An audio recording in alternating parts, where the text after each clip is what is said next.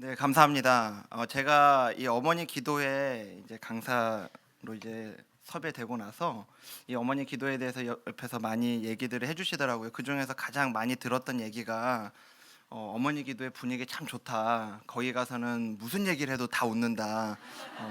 예, 사실인 것 같습니다. 예, 아까 전에 그래서 긴장하고 떨리는 마음으로 저 뒤에 왔더니 다시 한번 우리 설 목사님께서 저를 격려해 주시면서 하는 얘기가 이름만 말해도 웃는다. 박종영 목사입니다. 네. 네. 감사합니다. 그리고 제가 여기 이제 나와서 앉아 있을 때 정말 이제 처음 왔잖아요. 그래서 이렇게 앉아 있는데 제가 이제 앉자마자 조금 있다 후회를 했습니다. 오늘 처음 온 사람 일어나라고 그랬는데 선물 줄 줄 알았으면 일어날 걸. 예, 그 마음과 동시에 우리 김소리 전사님이 화이트데이에 사탕을 못 받으신 분 일어나라고 그랬는데 그렇게 많이 일어날 줄은 몰랐습니다. 그러면서 마음 한편에 그 말이 이렇게 저한테 책망하는 말로 들리는 게 너는 어제 뭐 했냐. 예, 이 자리에 아내가 없어서 참 감사한 것 같습니다. 네, 여러분 그런 것 같아요. 오늘 이제 우리가 성령의 열매 중에 이제 우리가 사랑이라는 주제를 가지고 함께 말씀을 나누려고 하는데요. 예, 먼저 한 부흥 집회에서 있었던 이야기를 한번 좀 나누고 싶습니다. 한 부흥 집회에서 어느 목사님이 이제 말씀을 전하시던 목사님이 퀴즈를 갑자기 내셨어요. 아마 졸고 있었던 것 같습니다. 퀴즈를 냈는데 거기 이제 목사님 뭐라고 퀴즈를 내셨냐면 세상에서 가장 차가운 바다가 뭘까요? 라고 물어봤습니다. 여러분 혹시 답을 아십니까? 썰렁해. 네, 아시는군요. 예, 이런 건 안 적으셔도 됩니다. 네. 그래서 이어서 그 강사 목사님이 질문을 하나 더 하셨습니다. 그러면 세상에서 가장 따뜻한 바다는 뭘까요? 네, 사랑해지요. 예, 우리 옆에 있는 분에게 한번 인사할까요? 사랑해 한번 인사해 주십시오. 네. 예, 그래서 그 목사님이 이렇게 말씀하시면서 우리 모두의 마음이 항상 따뜻한 바다와 같이 늘 사랑하길 소망합니다라고 마무리를 짓고 말씀을 이어가셨습니다. 근데 이제 그 집회에 오셨던 한 집사님이 계셨는데 그 집사님 평생의 소원이 뭐냐니까 남편에게 제발 사랑해 한 번만 들어보는 게 소원이었어요. 그래서 그 집사님이 그걸 잘 이렇게 여러분처럼 지금 적어가지고 집에 가서 이제 남편에게 이제 질문을 던졌습니다. 여보, 내가 오늘 퀴즈를 하나 알았는데 한번 맞춰봐. 그러면서 세상에서 가장 차가운 바다가 어딘지 알아? 그러니까 남편이 당연히 몰라 그랬겠죠. 네. 아이 그러지 말고 맞춰봐. 아이 모른다고. 아이 참 그럼 내가 알려줄게. 썰렁해야 웃기지. 예, 남편의 안색은 굳어져 갑니다. 그러면 이제 이 아내가 한 번 더 이제 질문을 합니다. 원래 원하는 건 이제 이거니까요. 그러면 세상에서 가장 뜨거운 바다가 뭔지 알아? 당연히 남편이 모른다고 대답을 했겠죠. 그러니까 그 앞에서 온갖 애교를 떨면서 윙크와 이렇게 애교를 떨면서 어떻게든 그 답을 유도해내기 위해 애를 씁니다. 지금 나를 보면 생각나는 거 없어? 막 이렇게 물어봅니다. 조금 있다가 남편이 그 모습을 가만히 쳐다보고 있다가 대답합니다. 열받아. 네. 네. 여러분 오늘 집에 가서 한번 남편에게 이 퀴즈를 꼭 해보십시오. 예, 열받아가 나올지 사랑해가 나올지. 예, 우리 그런 의미에서 우리 격려하는 의미에서 옆에 있는 분에게 다시 한번 사랑합니다 한번 인사하겠습니다. 예, 이런 표현을 좀 많이 하셨으면 좋겠어요. 사랑한다, 그런 표현을 인정해주는 표현, 격려해주는 표현들을 많이 하셨으면 좋겠습니다. 이전에 EBS의 그 다큐 프라임이라고 있었는데 지금도 하고 있죠. 그 다큐 프라임 중에 그 설득의 비밀이라는 다큐멘터리를 본 적이 있습니다. 그런데 거기를 보니까 실험을 이렇게 하는데요.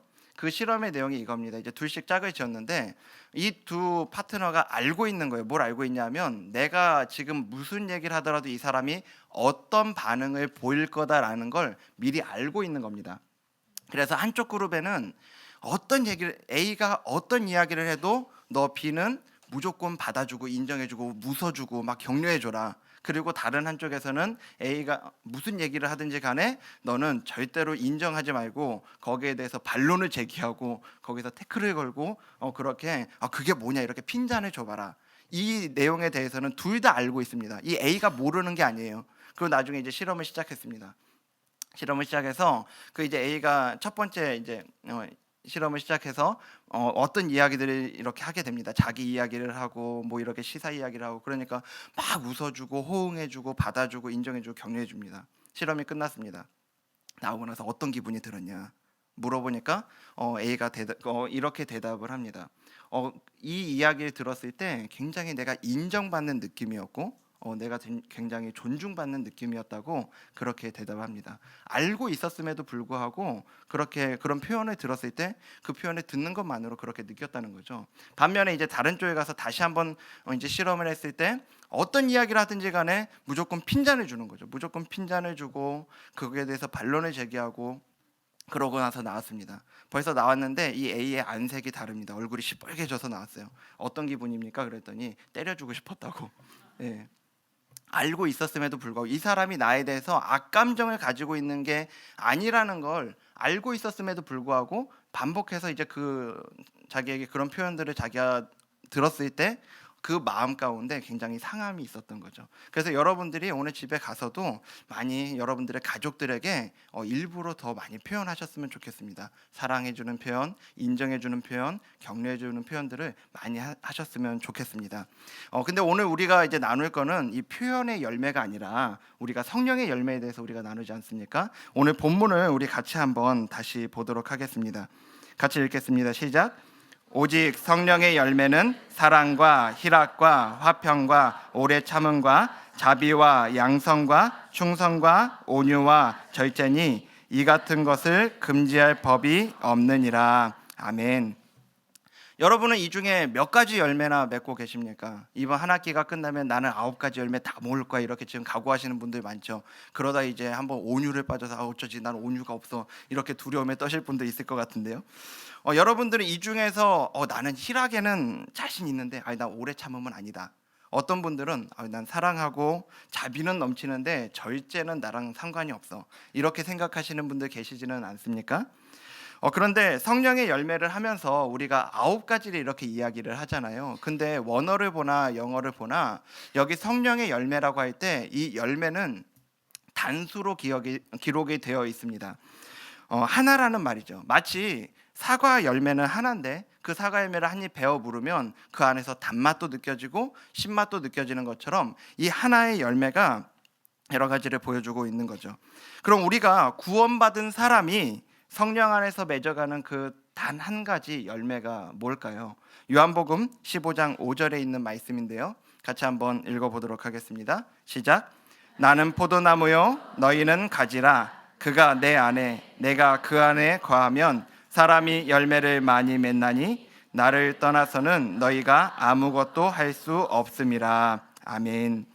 이 말씀은 예수님께서 제자들에게 하신 말씀입니다. 그리고 오늘 이 자리에 있는 저와 여러분들에게 하신 말씀인 줄로 믿습니다. 포도나무에 붙은 가지인 우리가 맺어야 되는 열매가 어떤 열매죠? 여러분 포도나무의 그 가지에서 어떤 열매가 맺혀요? 포도 열매가 맺히죠. 그게 정상입니다. 사과나무에 붙은 가지는 어떤 열매를 맺습니까? 오렌지 나무는요? 오렌지죠. 오늘 우리가 어디에 붙어 있다고요? 네, 예수 그리스도죠. 네. 여러분들 진짜로 포도나무에 가서 붙으시면 안 됩니다. 우리가 예수 그리스도를 믿고 구원받았다는 건 믿음으로 예수 그리스도와 연합된 자가 되었다는 말이고요. 그에게 접붙임 되었다는 말입니다. 그렇다면 오늘 우리에게서 맺혀야 하는 열매는 어떤 열매가 나와야 합니까? 바로 예수 그리스도죠. 정말 우리가 예수님을 믿는 자라면 우리 삶 속에 예수님의 향기가 나야 한다는 겁니다. 우리의 성품이 예수님을 닮아가는 열매를 맺어야 한다는 겁니다. 성령께서 우리를 통해서 우리 안에서 맺어가기를 원하는 그 한 가지 열매는 바로 예수 그리스도를 닮는 것, 그거라는 겁니다. 그러니까 여기 본문에 나오는 9가지 열매는요, 각각의 독립적인 열매가 아니라 예수 그리스도를 닮아감이라는 그 한 가지 열매가 보여주는 9가지의 특징들로 우리가 볼 수 있는 거죠. 그렇게 본다고 한다면 여기 9가지 열매를 체크리스트를 작성해 가지고 몇 개는 되고 몇 개는 안 되고 난 이건 포기했어, 이렇게 할 부분이 아니라는 겁니다. 본문이 제시하는 것은 우리가 추구해야 할 9가지 목표가 아니라 예수님을 닮아가는 그 한 가지의 목표 속에서 보여지는 9가지의 모습이라는 겁니다. 오늘은 특별히 그 중에서 사랑에 대해서 우리가 이야기하죠. 사랑이라는 건 뭡니까? 사랑은 기독교의 가장 큰 상징이고 특징입니다. 그리스도인은 많은 부분에 있어서 모범적이지요. 많은 또 증거하고 가르치는 능력이 있고, 때로는 저처럼 이렇게 설교를 하기도 하고, 그리고 우리 다락방에서 그 성경적인 안목을 가지고 말씀을 또 나눠주시는 우리 순장님들이 있습니다.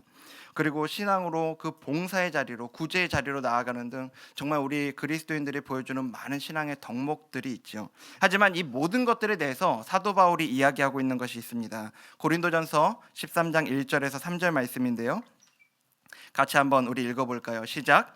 내가 사람의 방언과 천사의 말을 할지라도 사랑이 없으면 소리나는 구리와 울리는 꽹과리가 되고, 내가 예언하는 능력이 있어 모든 비밀과 모든 지식을 알고 또 산을 옮길 만한 모든 믿음이 있을지라도 사랑이 없으면 내가 아무것도 아니요, 내가 내게 있는 모든 것으로 구제하고 또 내 몸을 불사르게 내줄지라도 사랑이 없으면 내게 아무 유익이 없느니라. 아멘.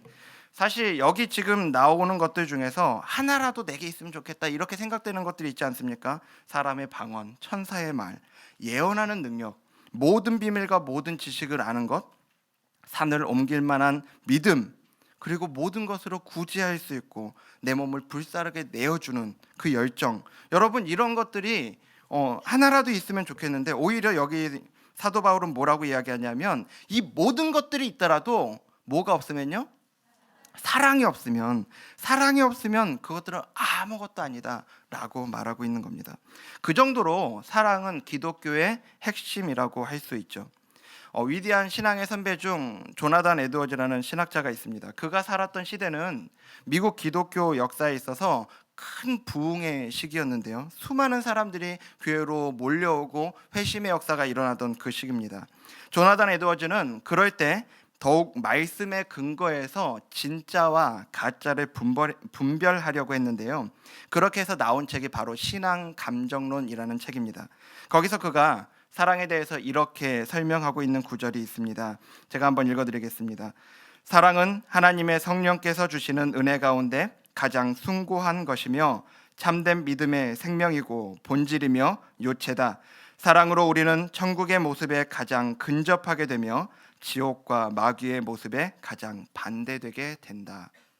어떻습니까? 사랑이 가지고 있는 이 놀라운 비밀이 놀랍지 않습니까? 그런데 거기서 끝이 아니고요, 바로 이어서 그 다음에 조나단 에드워즈는 이렇게 말합니다. 하지만 그런 성질 때문에 사랑에는 모조품이 있을 수 없다는 것은 섣부른 주장이다. 어떤 것이 탁월하면 탁월할수록 그것의 모조품들은 더욱 많다. 여러분, 사랑의 위대함 때문에 오히려 모조품을 더욱 경계해야 한다는 겁니다. 우리는 모조품을 가지고 있으면서 진짜라고 착각하고 있지는 않습니까? 제가 아주 어릴 때 일인데요, 지금 정확하게 기억이 안 나지만 아마 초등학생 때였던 걸로 기억이 납니다. 저희 어머니랑 시내를 가다가 이렇게 보석상 옆에를 지나가게 됐습니다. 그런데 우연히 이제 거기서 십자가 목걸이를 보는데 거기에 보석이 박혀서 반짝반짝 너무 이쁜 거예요. 그래서 그때 제 입에서 왜 그런 말이 나왔는지 모르겠지만 어머니 옆에 계시던 어머니에게, 엄마, 내가 저거 선물해 줄게, 나중에 생일 선물로 사줄게, 그렇게 어머니한테 약속을 했습니다. 그리고 나중에 돈을 모아서 그 십자가 목걸이를 사줬습니다. 그래서 저는 이제 거기에 박혀 있는 보석이 너무 이뻐서 이렇게 그게 진짜인 줄 알았는데 나중에 사고 나서 보니까 큐빅이더라고요. 예, 단돈 6,000원짜리 십자가 목걸이에 박혀 있는 건 당연히 큐빅이겠죠. 저는 굉장히 실망했는데 어머니는 알고 계셨더라고요. 예, 하지만 어머니는 단지 아들이 처음으로 이제 본인의 그 생일 선물을 사준다는 거에 아마 많이 감격하셨던 것 같아요. 여러분, 이런 건 근데 가짜여도 괜찮습니다. 그런 십자가 목걸이에 있는 보석은 그게 큐빅이든지 다이아몬드든지, 아니 다이아몬드면 좋겠지만, 어쨌든 큐빅이어도 그게 뭐 죽고 사는 문제는 아니죠. 그런데 우리 안에 있는 사랑이, 지금 내가 맺고 있는 사랑이 성령님이 맺게 하시는 진짜 사랑이라고 그렇게 착각하고 있었는데, 알고 보니까 모조품, 짝퉁이라고 한다면 여러분, 그건 정말 큰일 아닙니까? 그럼 짝퉁 사랑은 어떤 게 있을까요? 그 짝퉁 모조품 사랑이 어떤 게 있는지 이 조나단 에드워즈를 잘 연구한 도널드 휘트니 박사라는 분이 있는데, 그의 책 당신의 영적 건강을 진단하라라는 책에서 이 모조품 사랑의 몇 가지 예를 들어주고 있습니다. 첫 번째는요, 자연적인 사랑이에요. 본성적인 사랑인 거죠. 여러분, 정상적인 상황에서는 부모가 자녀들을 사랑하고 가족들은 서로를 사랑합니다. 사람들은 자기 친구들을 사랑하죠. 이것이 그 사람이 그리스도인이냐 비그리스도인이냐 하고는 사실 전혀 상관이 없는 문제입니다. 정상적이라면 가족이 그 가족을 사랑하고 친구끼리 사랑하는 건 자연스러운 일이기 때문입니다.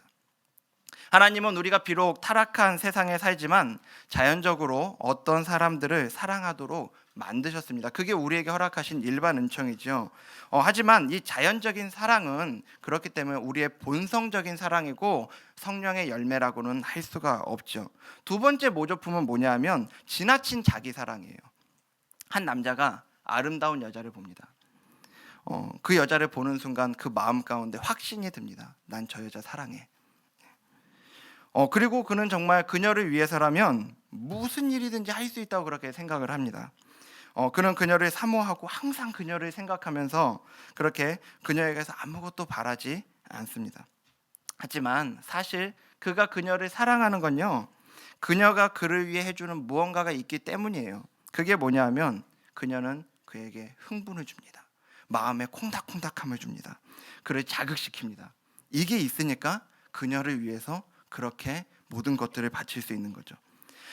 이 사람은 그녀가 행복하기를 원해요. 정말 행복하기를 원하는데, 근데 그 내면에 잘 파고 들어가면 실상 이 사람은 그녀가 자기에게, 이 남자에게 기쁨을 주는 일을 하면서 행복을 찾아가기를 발견하기를 원합니다. 그리고 이 사람은 그녀가 오직 자기 자신을 기쁘게 해주는 정도에서만 계속해서 그녀를 사랑하는 거죠.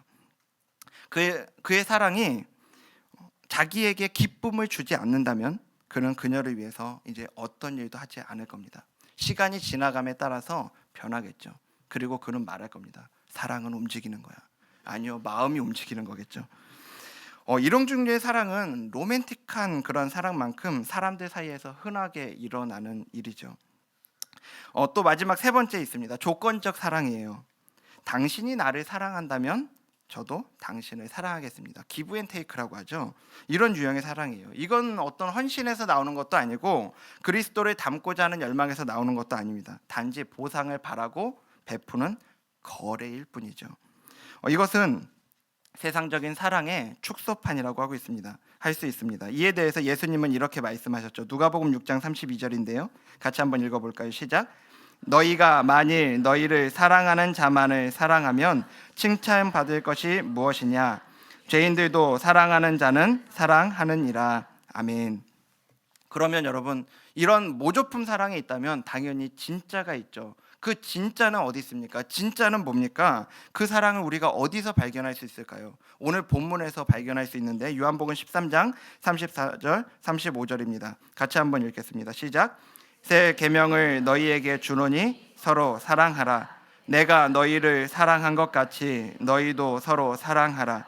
너희가 서로 사랑하면 이로써 모든 사람이 너희가 내 제자인 줄 알리라. 아멘. 여러분, 우리 삶 가운데 맺어지고 나타나야 하는 사랑의 기준은 명확합니다. 더도 말고 덜도 말고 딱 이만큼만, 어느 만큼이요? 내가 너희를 사랑한 것 같이, 주님이 우리를 사랑하신 것 같이 그만큼 우리는 사랑해야 합니다. 여러분, 이게 진짜입니다. 그러면 우리를 그렇게 사랑하신 주님의 사랑, 그 진짜 사랑은 어떤 사랑입니까? 두 가지로 정리할 수 있을 것 같아요. 첫 번째는요, 포기하는 사랑입니다. 빌립보서 2장 5절에서 8절 말씀인데요. 같이 한번 읽겠습니다. 시작. 너희 안에 이 마음을 품으라. 곧 그리스도 예수의 마음이니 그는 근본 하나님의 본체시나 하나님과 동등됨을 취할 것으로 여기지 아니하시고 오히려 자기를 비워 종의 형체를 가지사 사람들과 같이 되셨고 사람의 모양으로 나타나사 자기를 낮추시고 죽기까지 복종하셨으니 곧 십자가에 죽으심이라. 아멘. 바울은 우리를 향한 주님의 사랑이 어떻게 나타났는지 그리고 보여졌는지 이 본문에서 압축적으로 그렇게 보여주고 있습니다. 하나님이신 그분 예수 그리스도는 하늘 보좌에서 모든 영광을 누리셔야 마땅했지만 그 모든 걸 포기하셨습니다. 왕으로 오셔서 마땅히 왕의 대우를 받으셔야 합당했지만 그 모든 걸 포기하셨습니다. 그분은 십자가를 피하시고 스스로 생명을 취하실 수 있었지만 그 모든 걸 포기하셨습니다. 하늘 보좌보다는 오히려 이 땅으로 오셔서 인간으로 살아가셨습니다. 왕으로 대우받기보다는 오히려 종처럼 살아가셨습니다. 그리고 마침내 십자가에서 죽기까지 하셨습니다. 여러분, 우리는 주님 닮기 원한다 하면서도 주님의 그 사랑 닮아가기 원한다 하면서도 너무 많은 걸 쥐고만 있으려고 하고 있지는 않습니까? 포기하기보다는 이것도 쥐고 저것도 쥐고 이것도 포기 못하고 저것도 포기 못하고 그러면서도 사랑한다 하고 있지는 않습니까? 주님은 우리 때문에 그분이 마땅히 누리셔야 하는 모든 것을 포기하셨음을 기억하시기 바랍니다. 여러분, 우리는 그럼 어디까지 포기해야 합니까? 내가 어디까지 내려놔야 합니까? 주님은 어디까지 내려놓으셨다고요? 십자가에서 죽기까지요. 내가 십자가에서 죽어질 때까지 포기해야 합니다. 내가 죽기까지 포기할 때 비로소 내 안에 부활하신 주님의 사랑이 나타나고 보여짐을 믿으시기 바랍니다. 우리의 포기와 희생과 그 깨어짐을 통해서 주님의 사랑을 드러낼 수 있는 저와 여러분 되길 소망합니다. 두 번째 주님의 사랑은요, 포기하지 않는 사랑이에요. 주님의 그 사랑은 포기하는 사랑이지만 동시에 포기하지 않는 사랑입니다. 주님이 자기의 모든 것을 다 포기하고 보여주신 그 사랑의 절정이 나타나는 곳이 바로 십자가죠. 그런데 그 사랑이 나타난 그 십자가 앞에서 정작 주님이 그토록 사랑했던 제자들은 예수님을 배반하고 다 도망쳐 버립니다. 우리가 잘 아는 것처럼 베드로는 3번이나 예수님을 부인하고 도망가 버리죠. 누가복음에 보면 이런 표현이 나옵니다. 누가복음 22장 61절 62절 말씀인데요. 같이 한번 읽어보겠습니다. 시작. 주께서 돌이켜 베드로를 보시니 베드로가 주의 말씀 곧 오늘 닭 울기 전에 내가 3번 나를 부인하리라 하심이 생각나서 밖에 나가서 심히 통곡하니라. 아멘. 지금 이 장면이 무슨 장면인지 아시죠? 베드로가 예수님을 3번째 부인하는 바로 다음에 나오는 장면입니다. 여기 주께서 돌이켜 베드로를 보시니라고 이야기해요. 한마디로 베드로는요, 예수님이 보이지도 않는 저 구석에 가가지고 난 예수 몰라 이렇게 한 게 아니라는 거예요. 그렇게 소곤거린 게 아니에요. 예수님이 바로 옆에 있는데 주님께서 고개만 돌리면 베드로를 볼 수 있는 바로 그 지근거리에서 나는 그런 사람 몰라 이렇게 소리치고 있었다는 겁니다. 그때 주님이 돌아보셨고 오늘 닭 울기 전에 내가 나를 3번 부인할 거야 라는 그 주님의 말씀을 떠올린 베드로는요, 나가서 통곡하고 맙니다. 근데 여러분, 이 상황에서 누가 가장 큰 상처를 받았을까요? 다시요, 누가 가장 낙심했을까요? 바로 베드로 자신입니다. 예수님이 베드로가 예수님을 부인할 걸 말씀하셨을 때 베드로가 뭐라고 했는지 아시죠? 마가복음 14장 31절에 이렇게 이야기합니다. 베드로가 힘있게 말하되 내가 주와 함께 뭐할지언정 죽을지언정 주를 부인하지 않겠나이다. 여러분, 베드로는요, 네가 나를 3번 부인할 거야 라는 예수님 앞에서 제가 죽을지언정, 주님과 함께 죽을지언정 주님을 절대로 부인하지 않겠습니다 라고 이야기해요. 그런데 정작 그 죽음까지 가기도 전에, 십자가까지 가기도 전에 주님처럼 죽을까 봐, 주님과 함께 주님처럼 죽어버릴까 봐 그 앞에서 확실하게 부인하지 않습니까? 몇 번이요? 3번이요. 여러분 3번 부인했다는 얘기가 무슨 얘기인지 아십니까? 처음에 당신 제자지? 예수 제자지? 이랬을 때 깜짝 놀라서 아니요 모르는데요. 이럴 수 있죠. 처음은 실수일 수 있어요. 그런데 여러분 3번을 부인했다고요. 3번을. 실수해서 3번 부인하는 일은 없습니다. 무슨 얘기예요? 완전히 부인했다는 얘기예요. 실수일 수가 없죠. 그가 얼마나 그런 자기 자신에 대해서 낙심하고 포기해 버렸는지 우리가 알 수 있는 장면이 있습니다. 요한복음 21장인데요. 요한복음 21장 2절과 3절에 있는 말씀 같이 한번 읽겠습니다. 시작. 시몬 베드로와 디두모라 하는 도마가 갈릴리 가나 사람 나다나엘과 세베대의 아들들과 또 다른 제자 둘이 함께 있더니 시몬 베드로가 나는 물고기 잡으러 가노라 하니 그들이 우리도 함께 가겠다 하고 나가서 배에 올랐으나 그날 밤에 아무것도 잡지 못하더니. 아멘. 여러분 지금 이 장면이 언제 나오는지 아시죠? 지금 이 앞에 20장에 보면요, 예수님이 이미 부활하셨어요. 부활하셨을 뿐만 아니라 지금 마리아에게도 나타나셨고 그리고 그 제자들에게도 나타나셨습니다. 특히나 여기 지금 베드로하고 함께 가고 있는 디두모라 하는 이 도마는 예수님은 나는 그 못자국을 만져보기 전에는, 거기에 손 넣어보기 전에는 나는 믿을 수 없어. 예수님이 부활했다는 사실을 믿을 수 없어. 이랬더니 예수님이 나타나셔서 야 한번 만져보고 믿어라 라고 말씀을 하십니다. 그래서 그때 도마가 뭐라고 이야기해요? 나의 주님이시요 나의 하나님이십니다. 그렇게까지 고백을 한 다음이에요. 여러분 그런데 베드로가 예수님이 부활하셨다는 걸 몰랐을까요? 알았죠. 제자들이 이렇게 하는데 베드로한테 얘기를 안 해줄 리가 없어요. 그런데 베드로는 지금 뭐라고 이야기해요? 2절에 보면은 나는 물고기 잡으러 가노라 라고 이야기한다는 겁니다. 여러분 이게 지금 심심한데 가서 고기나 잡을까 이 얘기입니까? 아니에요. 원래 베드로의 전직이 뭐예요? 어부잖아요. 지금 베드로는요 이러고 있는 겁니다. 내가 그렇게 호언장담했다가 예수님을 부인했는데 이제 와서 무슨 염치로 다시 부활하신 주님을 따르겠다고 하겠어. 그래, 나 원래 이런 놈이었어. 그냥 고기나 잡으러 가야지. 지금 이러고 있는 겁니다. 여러분 근데 그 자포자기 해버린 베드로 앞에 예수님이 나타나십니다. 그리고 같이 아침을 먹고 아침을 먹은 후에 베드로에게 물어보시죠. 요한의 아들 시몬아, 내가 나를 사랑하느냐? 그때 베드로 뭐라고 그럽니까? 주님, 제가 주님 사랑하는 줄 주님 아시죠? 내가 주님 3번이나 부인했고요. 다시 주님 따를 염치가 없어서 고기나 잡으러 왔지만요. 주님 그래도 내가 주님 사랑하는지 주님 아시죠? 이러고 있는 겁니다. 여러분 그렇게 예수님이 몇 번 물어보세요? 3번을 물어보세요. 3번 부인한 베드로에게 완전히 회복을 허락하여 주시는 거죠. 여러분 혹시 이 자리에 베드로와 같은 심정으로 앉아있는 분 계시지 않습니까?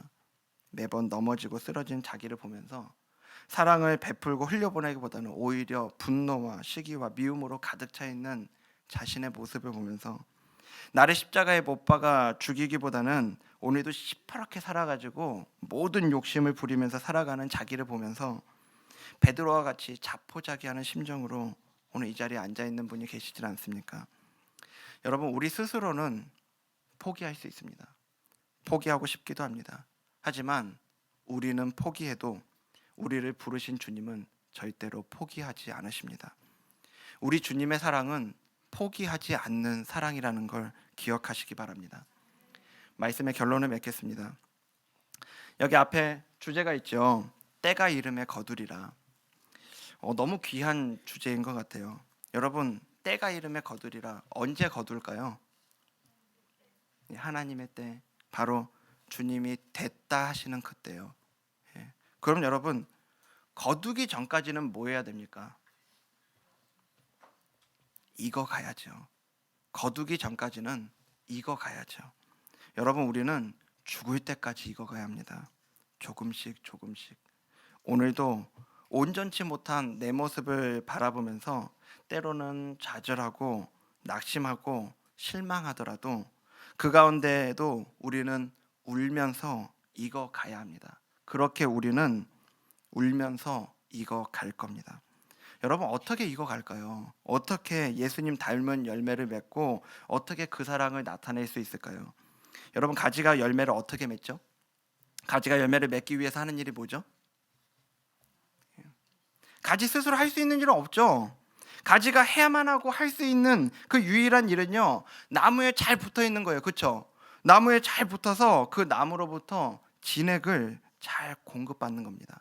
나무 그 가지가 얼마나 좋은 열매를 맺느냐는 나무로부터 얼마나 진액을 잘 공급받느냐에 달려 있는 거죠. 여러분 사랑하기 원하십니까? 사랑하기 원하십니까?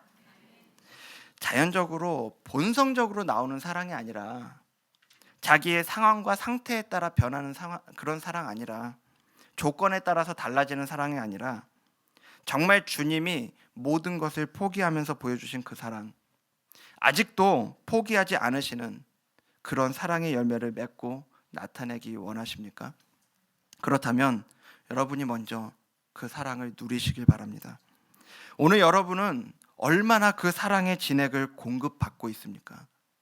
주님은 우리에게 새 계명으로 사랑의 계명을 주시면서 분명히 말씀하시죠. 오늘 본문 13장 34절 말씀만 다시 한번 읽어보겠습니다. 시작. 새 계명을 너희에게 주노니 서로 사랑하라. 내가 너희를 사랑한 것 같이 너희도 서로 사랑하라. 아멘. 너희도 서로 사랑하라. 어느 정도로요? 내가 너희를 사랑한 것 같이. 여러분 우리는 우리가 받은 것 이상으로 베풀 수 없어요. 받은 것 이상으로 사랑할 수 없습니다. 그러니까 우리가 사랑의 열매를 맺는다고 할 때 무엇보다 먼저 생각할 건요, 내가 그래 오늘부터 잘 사랑해봐야지, 이렇게 의지적으로 얼마나 여러분들이 결단을 잘하느냐의 문제가 아니라는 거예요. 여러분이 정말 그 사랑의 열매를 맺을 수 있는 능력이 어디서 나옵니까? 그건 여러분이 먼저 받은 그 사랑에서 나온다는 겁니다. 여러분은 얼마나 그 사랑에 젖어 있습니까? 여러분은 그 사랑에 얼마나 감격하고 있습니까? 오늘 우리를 향해서 모든 걸 포기하신 그 사랑, 아직도 포기하지 않으시는 그 사랑에 여러분은 얼마나 젖어 있습니까? 오늘 그런 우리 자신을 돌아보기 원합니다. 오늘 이 시간이 우리를 향한 그 주님의 사랑을 다시 한번 경험하고 그 사랑에 젖는 시간이 되어지길 주님의 이름으로 축복합니다.